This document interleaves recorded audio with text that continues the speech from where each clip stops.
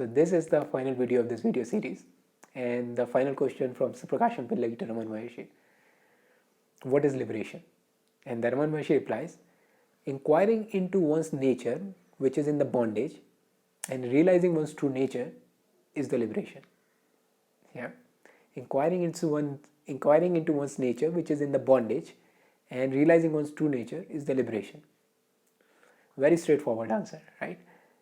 And let's see it with a metaphor. So let's imagine that somebody is driving a car, and somehow, with some kind of illusion, he start believing I am the car. Yeah, he totally believe in his mind. He's totally convinced that I am the car.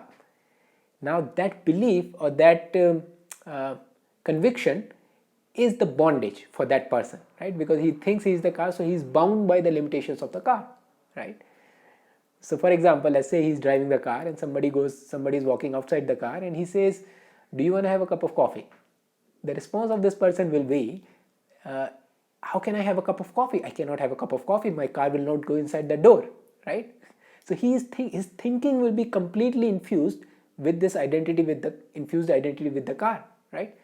But then maybe the other person is saying, but you are not the car. You can just come out and we can go and have a cup of coffee. And that person will not understand it. If the conviction is there, that person, like, why would you say I am not the car? I am the car. Look at this steering. If I move the steering, the car moves. How are you saying that I am not the car, right? So that's the point of view of that person. And here is this person. He knows that this person is not the car, but he's completely overpowered by some kind of illusion. He's completely ignorant about like his identity, that I am the car.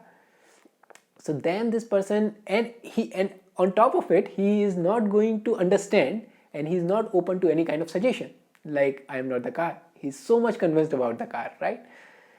So what approach this other person can take to convince this person that you are not the car, which is the truth, right?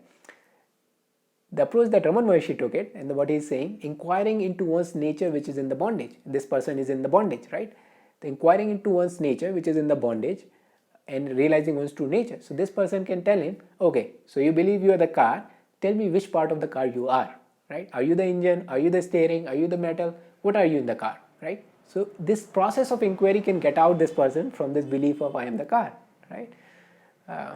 Very interesting paradigm, very interesting illusion that this person is going through in our example, that I am the car, but how can he get out of this illusion? By inquiry. What Raman Maharshi is saying, use this inquiry of who am I to get out of the car, right? Now this might sound like a little bit weird example, like who believes like he is the car, right? What kind of illusion can make somebody believe that he is the car? But from Raman Maharshi's point of view, we are doing exactly same thing with the mind and body. He can see that he is not the mind and body, but we are so much, we are somehow totally convinced that we are some combination of the mind and body, right? What we call I is basically I am Nitesh, right? So some kind of combination of the mind and body is what we believe we are. And the Raman Maharshi, just like the person in the car, is walking outside and he's saying, you are not the mind and body, right? But we are not ready to listen. How can I am not the mind and body? Look at my hand. My hand is moving. I can move my hand, right? I can make thoughts. I'm feeling all these thoughts and emotions. How can I am not the mind and body, right?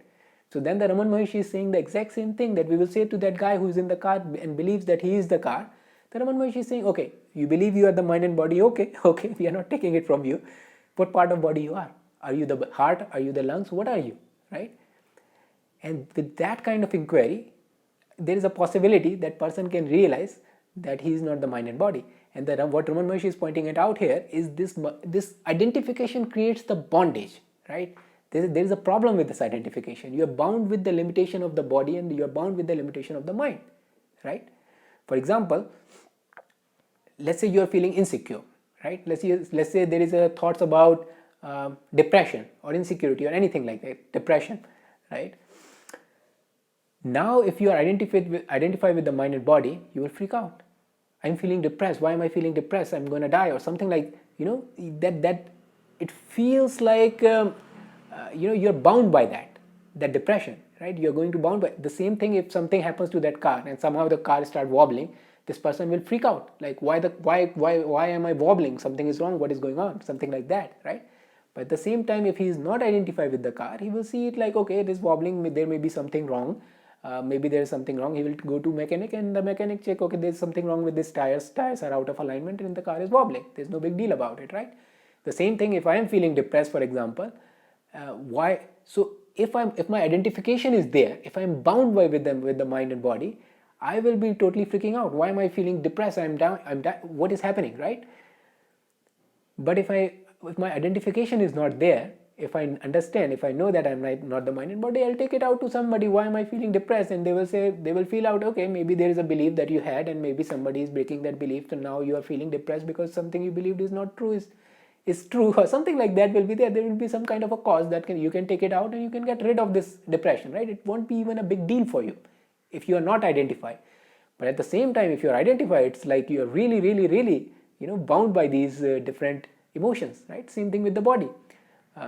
We are bound by the body, right? If something is happening into the body, we freak out. What is happening? What is going on? Just like if something is happening to the car, the person who believes he is the car, if the car is getting dent or rust, he will freak out, like what is going to happen, right? The same thing we can freak out, like what is going to happen to the body and all that thing, right?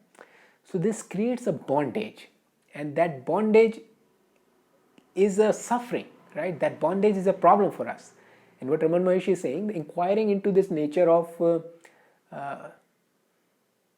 self which is in the bondage, the same thing like a person in the car, inquiring into that person, like inquiring into that car, what exactly I am in this car. The same thing Raman Maharshi is trying to point out to us, what exactly you are in this mind and body. Inquire into that. And once you do the inquiry, you can realize your true nature, which is not related to mind and the body. The same way the person can realize, I am not the car. And that realization is a liberation, right? He can get out of the car. He can, live his life more fully as compared to when he is believing that he is the car. And he can take even better care of the car, right? So it's all win-win situation for the person who is out of the car, right? At the same time, the person who is in the car is living like a very difficult life in that way. Yeah. So that is the final question. What is the liberation? Realizing, first inquiring into the nature of ourself, which is in the bondage. So we have believed somehow like we are the mind and the body, and the belief and the conviction is very strong.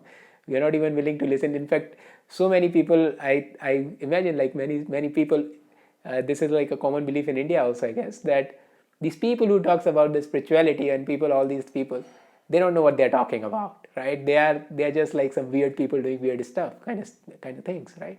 We are so convict, we are so bound by these ignorance that we are the mind and body, that we are not even going to listen, like what these people are, what these sages and saints are saying, right? It's such a strong conviction. And what Raman Maharshi is saying, inquire into that. Through inquiry, you can come out of it. It is possible. It is possible for that person who is in the car, if he start inquiring what exactly I am in the car and start running experiments, there is a possibility that that person someday will realize that I am not the car, man. I'm just the one who's driving the car, right?